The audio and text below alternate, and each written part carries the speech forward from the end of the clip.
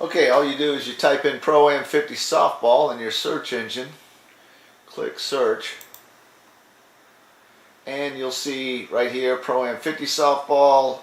You also have YouTube channel, and you can also find regular Proam softball adults.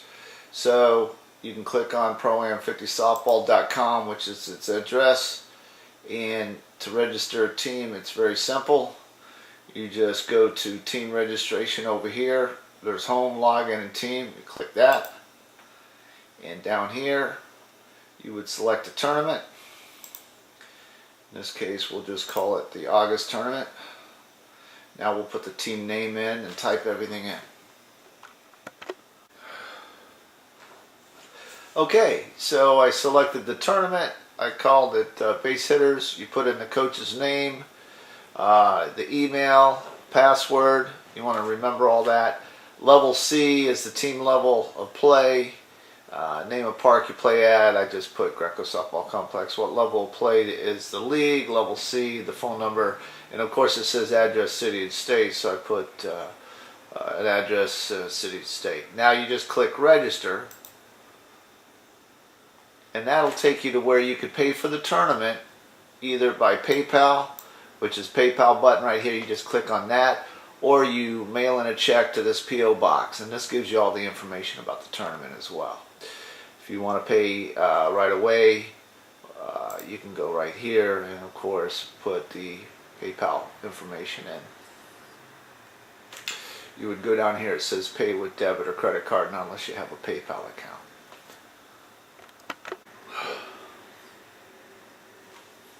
Now you could go to manage players. It's a button right over here. Click manage players. You have 20 artificial players for your team. First thing you would do is look for the player that you want to add to your roster. Let's say the player's name is Bob. First name. You have 2 pages of Bob's, or if you got a last name like Johnson, you would look for the last name. There's a few Johnsons there. And if he's on the list, all you do is you want to add him. This is his player number. This is the unique number, and he may have that for you. Mike David Johnson. So we're just going to click this guy. Click add. Adds him to your roster, and right there at the bottom. Now you would check the all player list for any of your players you're adding. If they're not on the all player list, then you would just edit an artificial player. Now there you would just put a first and last name, and then whatever.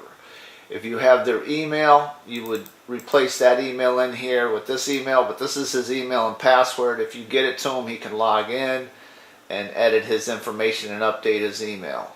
Date of birth, he can. We'll take a picture of his driver's license and update that later.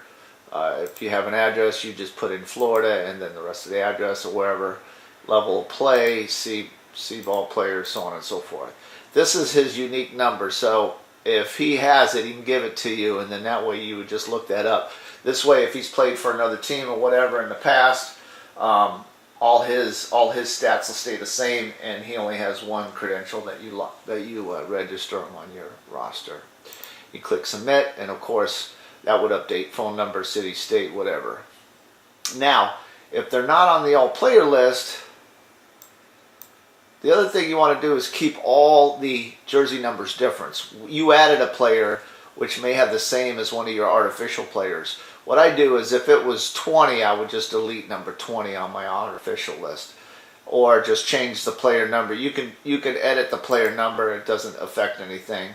So you can change it to 99 or 37 or whatever. I usually start at the top, 99. Now you cannot use 0 or 00, and because of the code on the application for scoring the stats, change to 99. Okay, so now if they're not on the all player list and you've run out of artificial players, then you would click on register player, and in there you would just fill in all his name. You need his email, or make up an email at 123.com, and the password, make up jersey number. You need a different jersey number, and just fill out as much as you can and click register. That would register them. Nothing's filled out. You need those 5 things to fill out. So you go back to manage players, and again it says in here, check all player list. If your player is not on all player lists, edit an artificial player. If you have no more artificial players, register a player, and don't use 00, and always make sure everybody has a different number. You can download your roster after you filled it out and have them sign it. You have many other things. You've got team stats. You could select the tournament that you played. It shows all the stats together, or you could select individual tournaments and export to Excel. You have an available player list here. You can contact if you need players. And one more thing. Okay, so from the player management page, you could call an available player, get his name, and then you would have to look it up. So Scott Ferrantino, you would basically look him up under your managed players here under that, and then you can Scott Ferrantino, and you would